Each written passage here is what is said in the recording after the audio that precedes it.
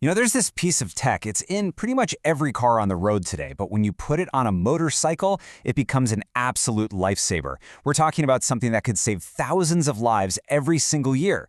Today, we're going to break down the powerful case for making anti-lock brakes, or ABS, standard for motorcycles in Thailand. So, if you've ever been to Thailand, you know this scene. I mean, it's everywhere. Motorcycles aren't just a way to get from A to B.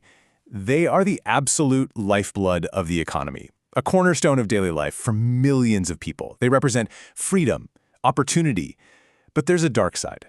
This convenience, it comes at a really devastatingly high price. And this number, wow, this one number tells the whole tragic story. Nearly 3/4, 74.4% of all road fatalities in Thailand involve a motorcycle. Just let that sink in for a second. For every 4 people who die on the road, 3 of them were on a bike. That's a statistic that demands we look closer. All right, so let's dive into this, because this isn't just a local issue, not by a long shot. We're talking about a full-blown regional crisis. And if we zoom out for a second, the global picture is already pretty grim. Road accidents are the #1 cause of death for young people, kids, teenagers, people in their 20s. It's the biggest killer. We're basically losing a whole generation to crashes that are frankly preventable. Okay, look at this chart. This really puts it all into perspective. Southeast Asia has, less than 9% of the world's population? But look at that slice of the pie. It accounts for almost 30% of the world's traffic deaths. That is way out of proportion. It tells you exactly where the heart of the problem is.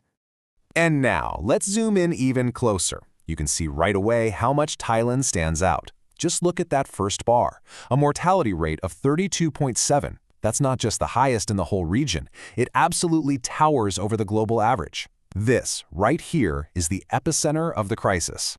But what if there was a solution? I mean, a proven solution that's sitting on the shelf right now, ready to go? Well, there is, and that brings us to a pretty remarkable piece of safety tech. It's called the anti-lock braking system, or ABS for short. And the idea behind it is actually pretty simple, but it's totally revolutionary. All it does is stop your wheels from locking up solid when you slam on the brakes. You know, that moment that causes you to skid and completely lose control? ABS is designed to prevent that.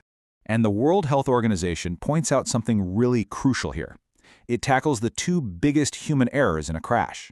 First, you panic and brake way too hard. Or second, you're so scared of skidding that you don't brake hard enough. ABS, well, it helps with both of those scenarios. So you're probably wondering, how does this thing actually work? How does it pull off this magic trick? Well, it's all about a few key parts working together in perfect harmony.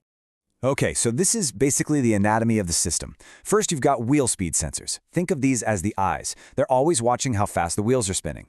Then you've got the electronic control unit. That's the brain. It's taking in all that information and processing it. And finally, the hydraulic valves. Those are the hands. They're the things that can actually and very precisely adjust the pressure on your brakes. Right, and here's where it gets really cool. How fast it all happens. It's a split-second thing.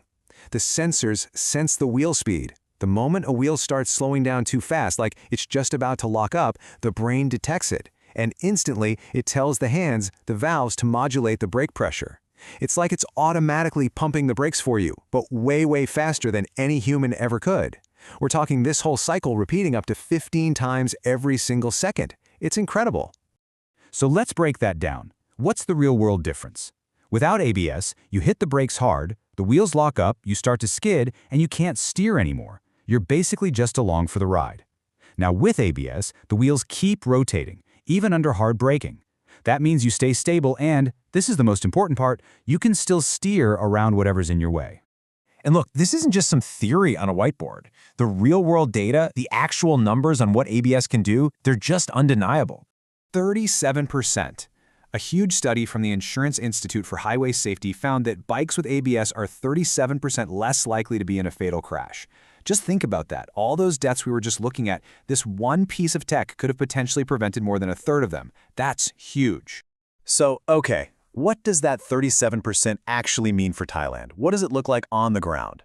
Well, the projections are pretty stunning. If ABS became mandatory on all new motorcycles, we'd be looking at saving somewhere between 6,000 and 9,000 lives. And that's just in the first 5 years. And check out this graph for the long-term view. If Thailand makes ABS mandatory on all new bikes, Look at that cumulative number.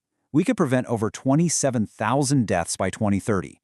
That one number at the top right of the graph, it really says everything you need to know. But wait, there's a really important catch here, hidden in the data. You have to look closely at the difference.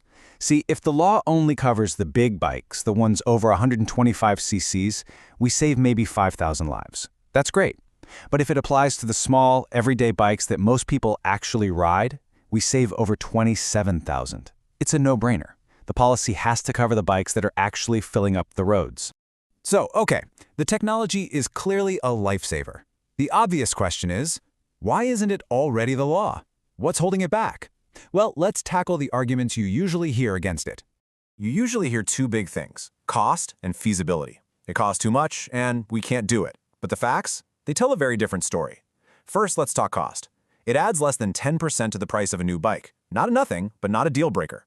And second, feasibility? Come on, Thailand is a huge motorcycle manufacturer. 80% of the bikes they make are small engine, and the factories there can already put ABS on them because they're already doing it for the bikes they export. Let's put that cost into real-world terms. If you spread it out over a typical 5-year payment plan for a new bike, you're talking about as little as 60 baht a month. That's literally less than 2 cups of coffee. So 2 coffees a month to have a system that could one day save your life. Seems like a pretty good deal. And really, we shouldn't even call it a cost. It's an investment, and the return on that investment is incredible.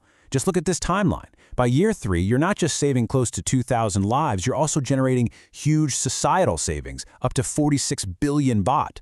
That's money saved from medical bills, lost work, all of it. It pays for itself over and over again. So all of this brings us to a final, really simple thought. We have a solution. We know it works. We know people can afford it. And we know the industry can build it. So, the real question isn't can we afford to do this, because it's pretty clear that we can. The real question we have to ask ourselves is, what's the cost in human lives if we keep waiting?